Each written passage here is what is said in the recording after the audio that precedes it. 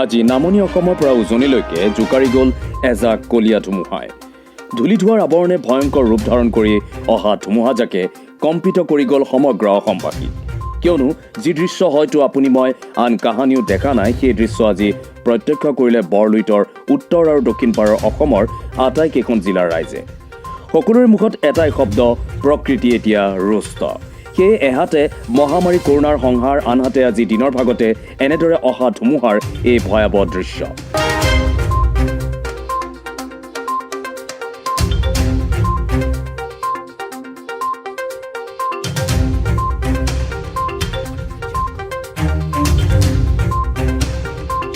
আজি পুৱা প্ৰায় 9 মান বজাত নামনিৰ পৰা উজনিৰ বিভিন্ন স্থানলৈ গতি কৰা ধুমুহাজাকে ঠায়ে ঠায়ে প্ৰবল বিস্তৰ ক্ষতিসাধন কৰাত মানুহৰ ঘৰ দুৱাৰ ভাঙি অনিষ্ট কৰাৰ লগতে গছ ভাগি বিজুলী যোগান ব্যাহত কৰে। যদিও বাতৰি প্ৰেৰণ কৰা মুহূৰ্তলৈকে কোনো অপ্ৰীতিকৰ ঘটনা ঘটা খবৰ আমি লাভ কৰা নাই। News desk report, news today any.